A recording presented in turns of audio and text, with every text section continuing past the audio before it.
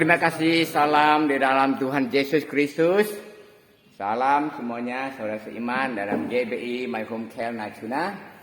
Dan di malam ini tema yang istri saya kasih yaitu tentang tahun paradigma, yaitu tahun paradigma yang baru yang dikaitkan di dalam tentang yaitu anggur dan kantong anggur yang baru.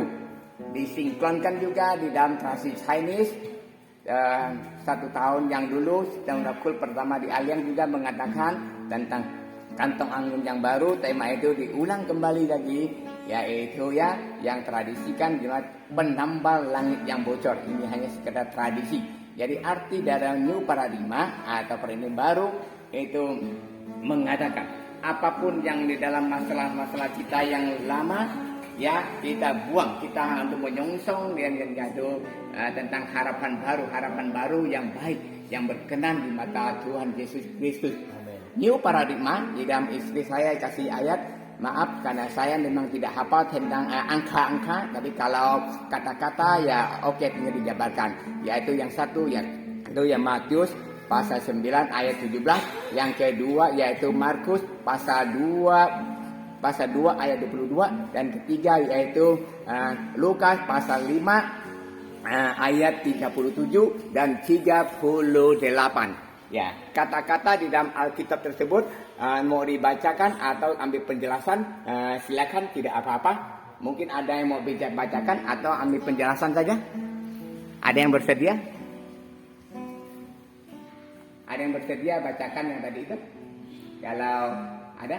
Kalau tidak baca, ambil penjelasan aja. Saya ambil penjelasan. Matius pasal 9 ayat 17. Ya, kemudian nanti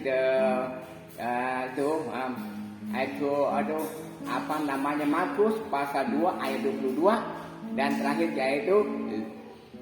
yaitu Lukas yaitu pasal 5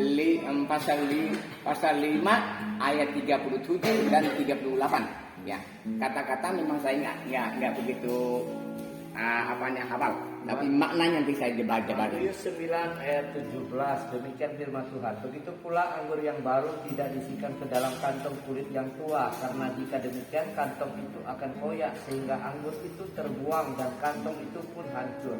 Tetapi anggur yang baru disimpan orang dalam kantong yang baru pula, dan dengan demikian terpeliharalah kedua-duanya. Sudah selesai? Mungkin yang Markus ataupun yang Lukas, mungkin ada yang mau lagi? Ya, silakan dengan kerendahan hati. Ya, tidak ditunjuk tapi kerendahan hati saja. Itu Markus pasal 2 ayat 22. Ya, waktu itu memang saya sering menghafal angka-angkanya, memang sulit. Demikian juga tidak seorang pun mengirimkan anggur yang baru ke dalam kantong kulit yang tua, karena jika demikian anggur itu akan mengoyakkan kantong itu, sehingga anggur itu dan kantongnya dua-duanya terbuang. Tetapi anggur yang baru hendaknya disimpan dalam kantong yang baru pula. Ya, terima kasih. Yang terakhir yaitu Lukas pasal 5 ayat 37 dan 38. Mungkin kesediaan siapa saja? Nah, itu.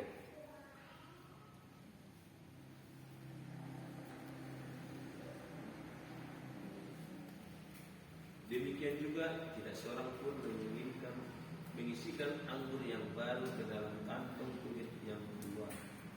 Karena jika demikian, anggur yang baru itu akan menggoyahkan kantong itu, dan anggur itu akan terbuang dan kantong itu pun hancur. Tetapi anggur yang baru harus disimpan dalam kantong yang baru pula. Ya, terima kasih saudara-saudari seiman yang telah membacakan. Ya, yang ini kita saling berbagi, saling menguatkan, dan saya ini hanya sekedar untuk sampaikan saja, saling berbagi, tidak lebih dari 2 menit. Kalau saya memang singkat dan padat. Oke. Dalam tradisi dari Chinese, setiap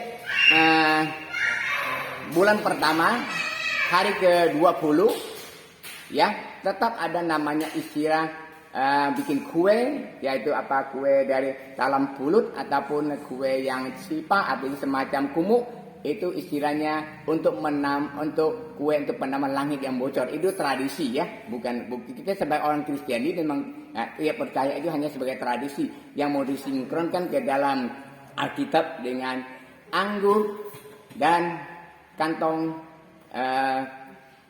kulit kantong yang baru disinkronkan, bahwa segala sesuatu yang lama harus kita buang ya, harus kita buang ya, satu paradigma yang salah, yang tidak berkenan di mata Tuhan harus kita luruskan dan kita ambil hikmah untuk memperbaiki dan memasuki tahun yaitu paradigma yang baru seperti Pak Gem yang mengatakan ya, karena manusia secara fisik ya memang terbatas. Istilah mengatakan ya memang jiwa kita memang berserah kepada Tuhan. Namun karena keinginan daging itu kan kita lemah. Nah, di paradigma tersebut itu harus kita merubah. Kita harus tetap semangat. Kita tidak harus mengatakan dari perkataan itu sehingga melemahkan kita. Tapi apapun yang terjadi tetap kita harus kuat pun menghadapi badai cobaan dalam hidup, keluarga, ekonomi, dan juga di dalam anak-anak kita. Yakin dan percaya Tuhan tidak akan pernah memberikan percobaan atau memberikan ujian melampaui kemampuan kita.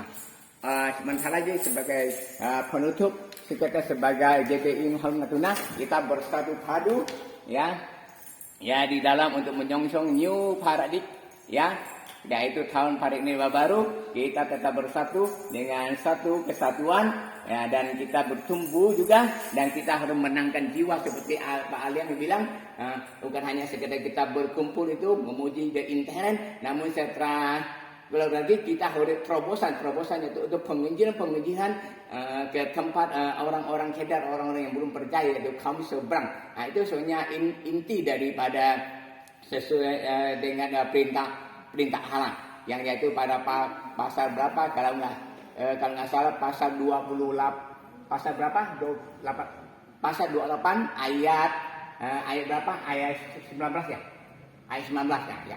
Yang kata-kata tersebut memang panjang ya. Yang mengatakan ya